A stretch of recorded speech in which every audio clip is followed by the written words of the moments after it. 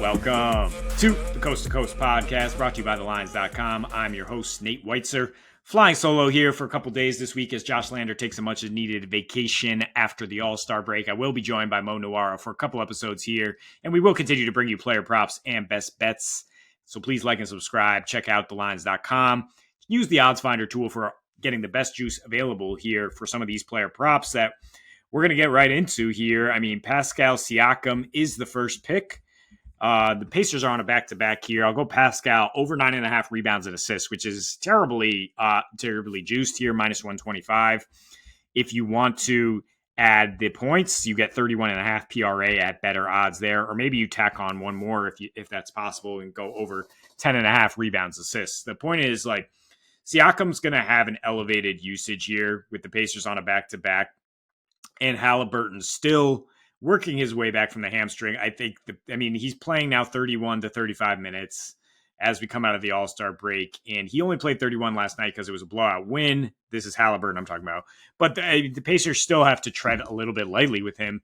He is the franchise. He still has that bulky hamstring. It's not going to be fully healed.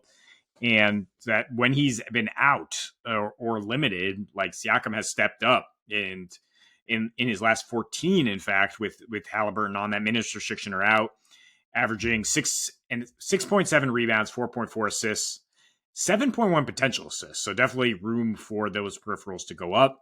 His last four, when Halliburton has been out entirely, 23 points, 9 rebounds, 6 assists. So going way over that. There's also room for his rebounds to increase here. In this, 6.7 is below his career average, is below what you might expect. He has his adjusted rebounding rate is way higher than his actual rebounding rate. So I think there's the opportunity against a Raptors team that looks completely different since they refashioned their roster with a big trade or two in early January. They have a 121 defensive rating. They allow 29.5 assists. They allow 45 rebounds, playing much faster. And Pascal got his first shot at revenge against the Raps. He goes for 21, 5, and 7. I think the 5 and 7 is something we can look at as a little more sustainable, like him either getting 7 to 8 rebounds and then a few assists, or having another good game distributing, because Halliburton is either lower usage or spending a little more time on the bench. Siakam only played 29 minutes last night, and he's a guy who's always available, it seems. He's always a little bit fresher on a back-to-back than the rest of his teammates, and we've seen that this year with two different teams.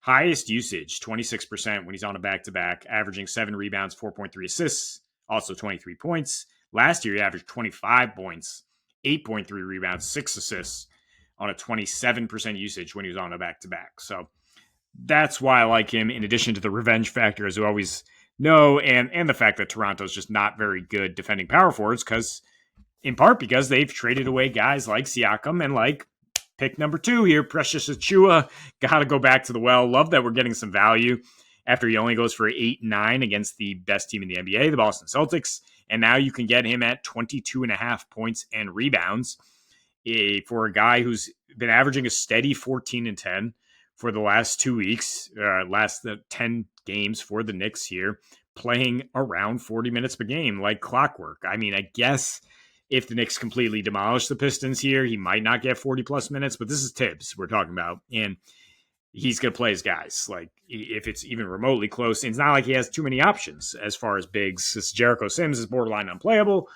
Hartenstein is still very much working his way back from a sore Achilles. He's only played 11 and then 22 minutes in his 2 after the All-Star break here, so who knows how much he'll be able to get out there.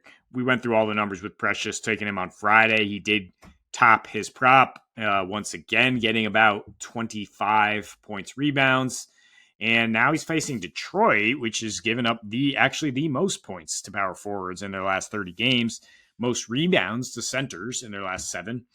You take it either way. I mean, Precious is pretty much playing center since Hartenstein's been injured.